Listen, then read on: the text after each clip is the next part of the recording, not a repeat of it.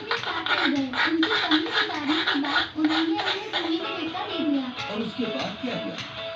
انہوں نے ان کے کپڑے خون میں ڈبوئے اور والد کو دکھایا یہ کہتے ہوئے کہ انہیں میڈیا کھا گیا۔ ماشاء اللہ، یہ صحیح جواب ہے۔ اور اب آخری سوال، مجھے بتاؤ پیغمبر کنویں سے کیسے بچے؟ مسافروں کا ایک جتھا وہاں پانی پینے آیا اور انہیں گر گیا۔ بہت عمدہ، یہ صحیح جواب ہے۔ آج کے لیے اتنا ہی، میں تمہیں باقی کہانی کل سناؤں گا۔ شب بخیر میرے بچے۔ شب بخیر ابو۔ السلام علیکم۔ وعلیکم السلام۔ کیا تم آج کی کہانی کے لیے تیار ہو؟ جی۔ بہت اچھے، انشاءاللہ آج کی کہانی میں تمہیں بتاؤں گا کہ پیغمبر یوسف علیہ السلام کنویں سے کیسے بچے اور کیسے وہ مصر میں ایک اہم کردار بن گئے۔ ارے واہ، مجھے کہانی سنائیے نا ابو۔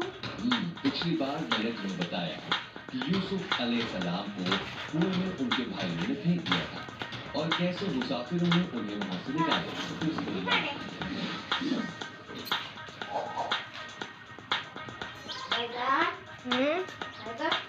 پیغمبر یوسف علیہ السلام کا سفر کنویں سے محل تک تھا۔ پیغمبر کو بچانے کے بعد مسافروں نے انہیں زنجیروں میں باندھا اور مصر لے گئے۔ وہ کئی دنوں اور کئی راتوں تک ریگستان سے ہو کر سفر کرتے رہے اور کئی دنوں کے سفر کے بعد آخرکار وہ مصر پہنچ گئے۔ مسافر بازار گئے اور پیغمبر کو نیلام کرنے لگے۔ کوئی ہے جو اس خوبصورت بچے کو خریدے؟ انہوں نے زور سے آواز لگائی، خبر تیزی سے پھیلی اور سینکڑوں کی تعداد میں لوگ اس بے حد خوبصورت بچے کو دیکھنے کے لیے اکٹھا ہو گئے۔ نیلامی کے بعد مصر کے وزیر اعلیٰ عزیز نے چند چاندی کے سکوں کے بدلے پیغمبر کو خرید لیا۔ وہ لوگ محل پہنچے۔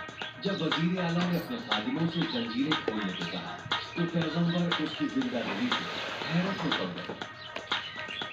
پھر عزیز نے پیغمبر سے کہا کہ وہ کبھی بھی اس کا بھروسہ نہ توڑے اور اس کے ساتھ ہی یہ وعدہ بھی کیا کہ وہ ان کے ساتھ کبھی بدسلوکی نہیں کرے گا۔ اس کے آرام سے رہنے کا انتظام کیا جائے۔ عزیز نے اپنی بیگم سے کہا، یہ ایک بہت عقل مند لڑکا ہے۔ آخرکار یوسف علیہ السلام کو سکون نصیب ہوا۔ وہ جانتے تھے کہ انہیں پناہ مل گئی ہے اور یہاں ان کا اچھی طرح خیال رکھا جائے۔ اس کے لیے انہوں نے اللہ سبحانہ وتعالیٰ کا تہ دل سے شکریہ ادا کیا۔ انہیں گہرے اندھیرے کنویں میں پھینکے جانے کو تو بہت لمبا عرصہ نہیں بیتا تھا جہاں ان کے جینے کی کوئی امید نہیں تھی۔ اس کے بعد وہ غلام بنائے گئے، انہیں زنجیروں میں جکڑا گیا، لیکن اب وہ محل کے عیش و آرام کا لطف لے رہے تھے۔ ان کے پاس کھانے کو طرح طرح کا لذیذ کھانا بھی تھا۔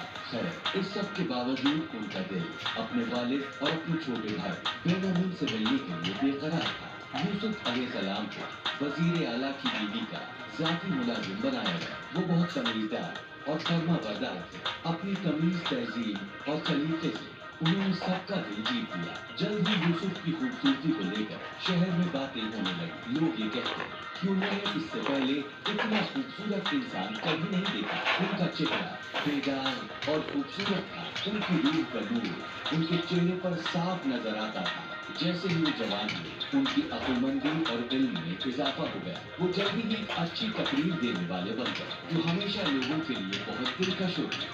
ان کے مالک کو احساس ہوا کہ یوسف ان کی زندگی میں آئے سب سے ایماندار، سب سے سچے اور ذہین انسان ہیں۔ کچھ وقت کے بعد انہیں گھر بار کی پوری بات دور سونپ دی گئی اور وزیر اعلیٰ انہیں اپنے بیٹے کی طرح ماننے لگے۔ وزیر اعلیٰ کی بیگم زلیخا یوسف علیہ السلام کو بہت پسند کیا کرتی تھی۔ گزرتے وقت کے ساتھ ساتھ ان کی دیوانگی دن بدن بڑھتی ہی گئی۔ وزیر اعلیٰ کی بیگم اپنے جذباتوں پر قابو نہیں رکھ پا رہی تھی۔ ان کی راتوں کی نیند اڑ گئی۔ اب وہ پیغمبر کی محبت میں اندھی ہو گئی۔ زلیخا اپنی دیوانگی پر قابو نہیں رکھ پائی۔ ایک دن جب وہ پیغمبر کے ساتھ کمرے میں اکیلی تھی تب انہوں نے انہیں چھوڑنے کی کوشش کی، لیکن یوسف علیہ السلام نے انکار کر دیا کیونکہ وہ اللہ سبحانہ وتعالیٰ کی سچی عبادت کرنے والے تھے۔ وہ ان سے دور چلے گئے۔ پیغمبر کے انکار سے जुलेखा की दीवानगी और भड़का दी। वो जब दरवाजे की तरफ बढ़ रहे थे तब जुलेखा उनके पीछे दौड़ी और उन्हें उनकी कमीज से पकड़ लिया। अपनी तरफ खींचने की कोशिश में पैगंबर की कमीज फट गई और वो फटा हुआ कपड़ा जुलेखा के हाथ में लग गया।